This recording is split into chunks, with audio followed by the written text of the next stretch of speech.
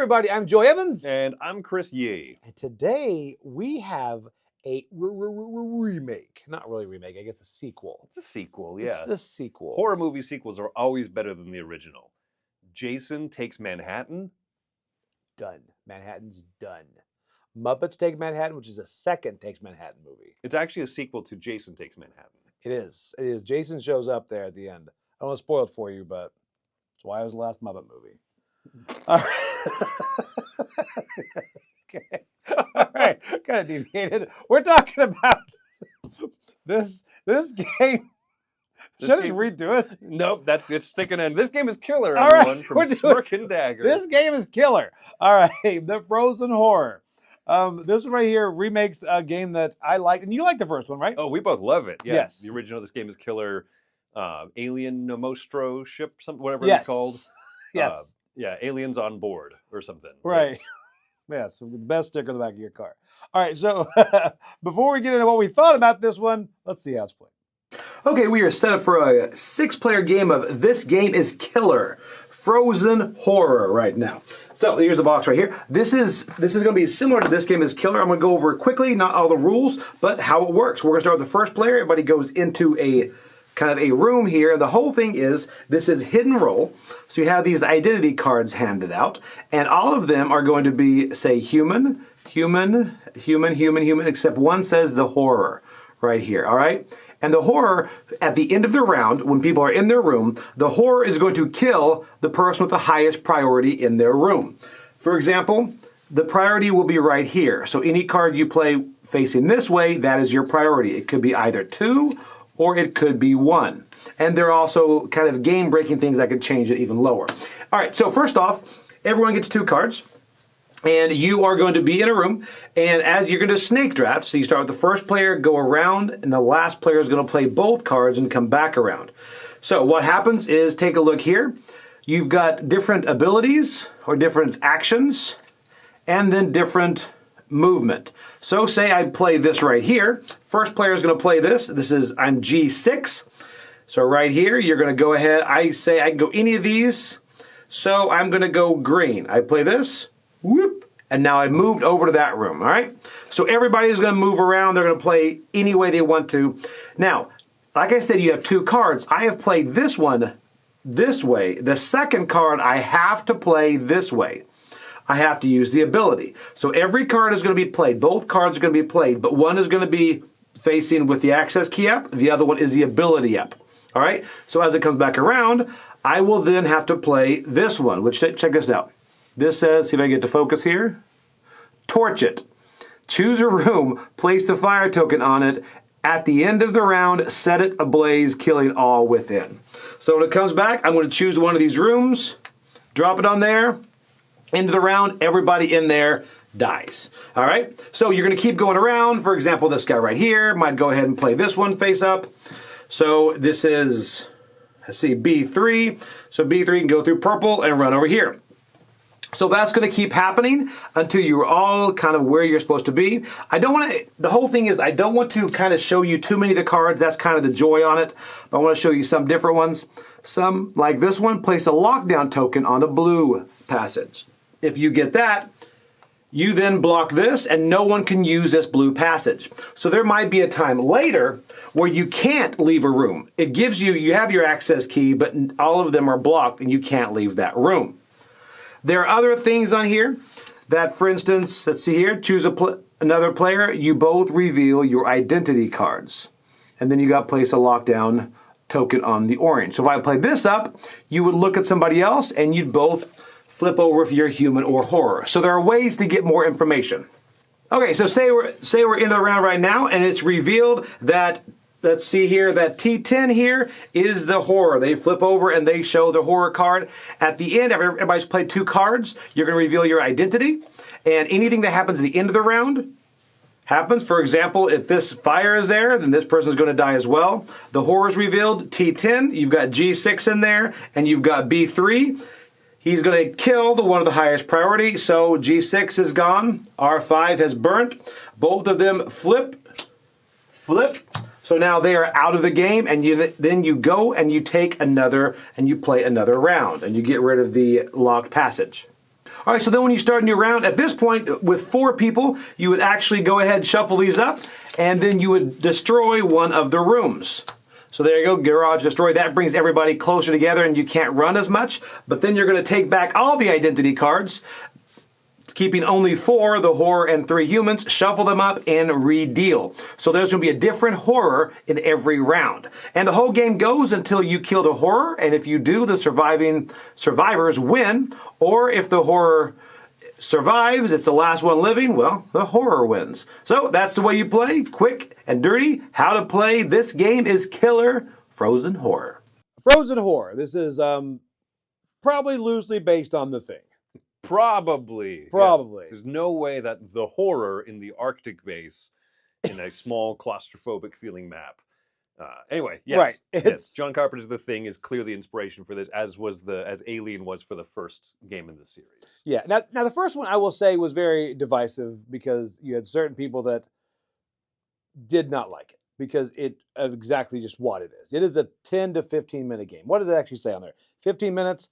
That's probably balances out to that. That's about right. It's a party game in the dressing of a horror space survival or horror survival game. Yes. But it really is a party game. It's It is. not going to be like this one has more element of social deduction. It does. Because one player is the horror Right.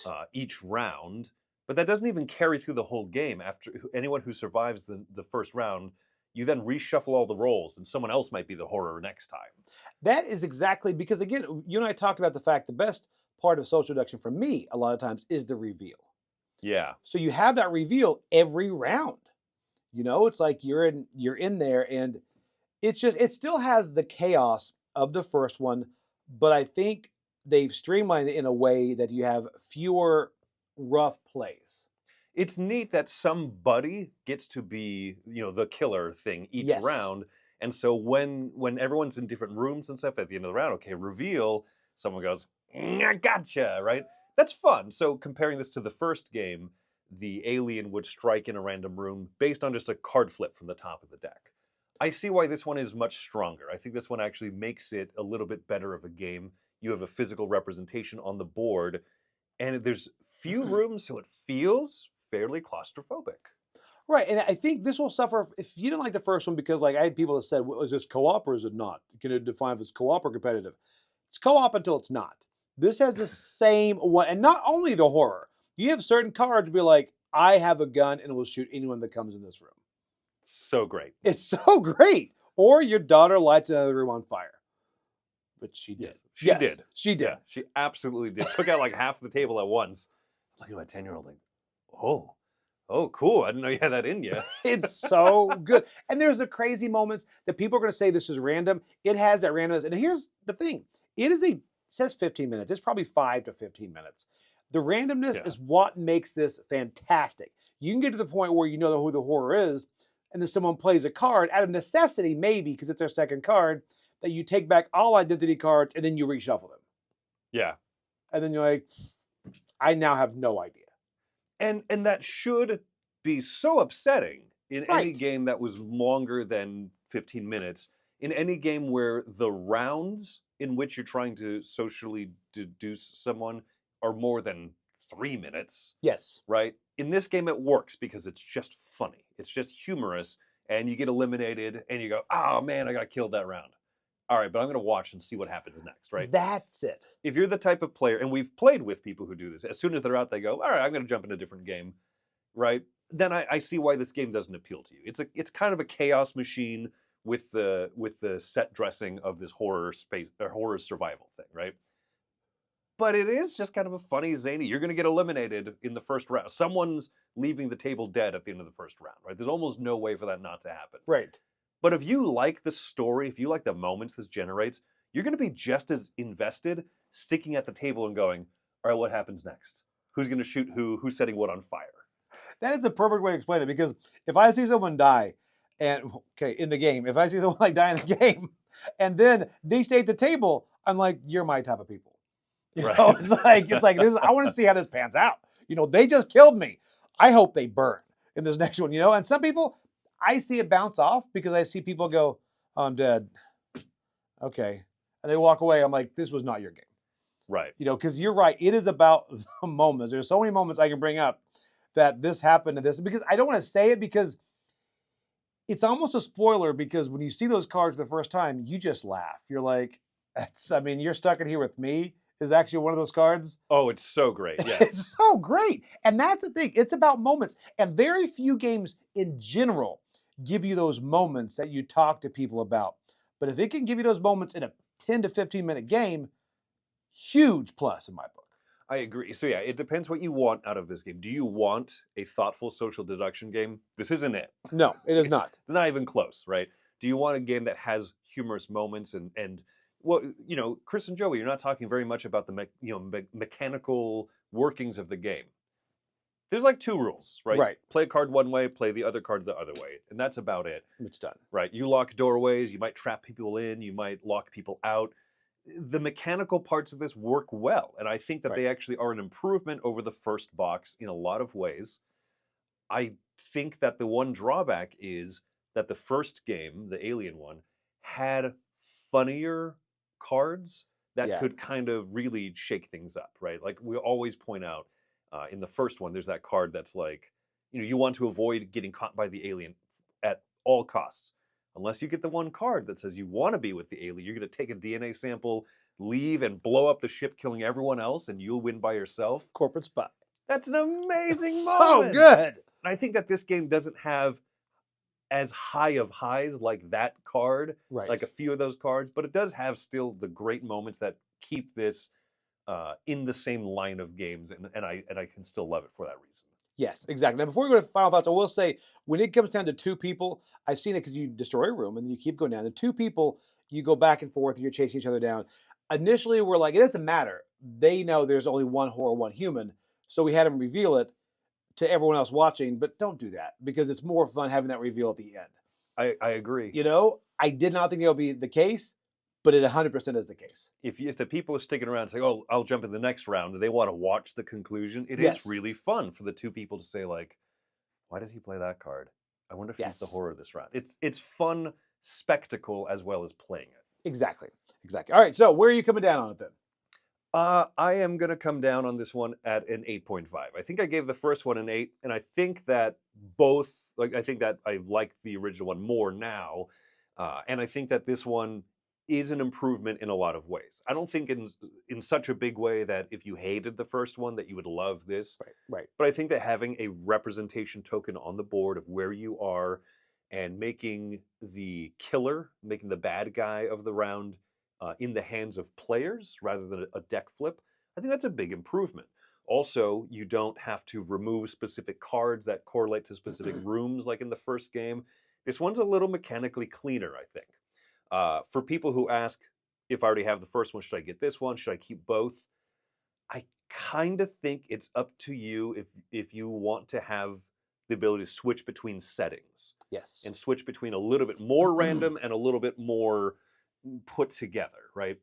I would play both in a heartbeat. Mhm. Either one's on the table. You say, Chris, you want to jump in? Absolutely. I think that this is an excellent game. Both of them are. Yeah, I agree. I'm coming to actually 8.5 as well. Because I think I was the same with the first one. I thought about going up to a 9, but I think 8.5. I can see it going up. I think this is the first one I would play new people to this system because it has less misses. But if you love it, I think going to the other one is great because, again, like you said, those moments, the cards, the corporate spy, all the things that can happen on the larger ship is almost more of an epic version of this.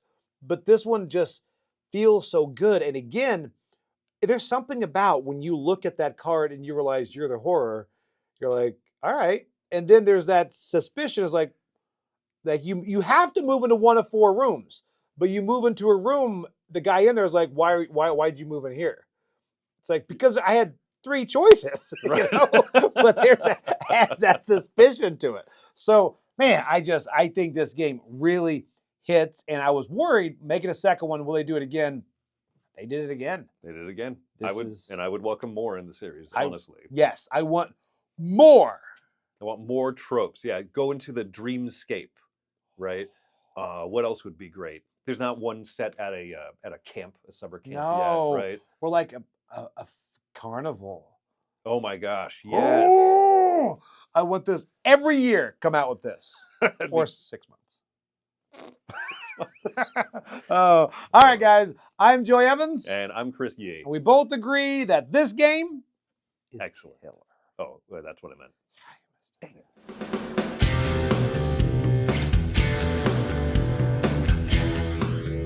Hey folks, thanks for joining us for that video. If you haven't yet, like the video, subscribe to the channel, and hey, make sure you check out what's happening, where I'll cover an app on an iOS or a Switch device, and you can check it out along with me. Thanks very much.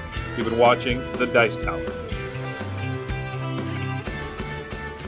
That's the commercial for Fruity Pebbles, starring Barney Rubble and Fred Flintstone. Barney dons the accoutrements of an 80s hip-hop rapper, and he busts into Fred's house, and he tricks Fred by rapping at him about how good Fruity Pebbles are, and then he steals them. Terrible friend. Yeah, he's just awful. He's a the horrible worst. person. He was the villain of that entire series. Did you notice that? You Well, ever see the end where he just wiped them all out? yeah, So they don't show it anymore. it was a weird dark twist.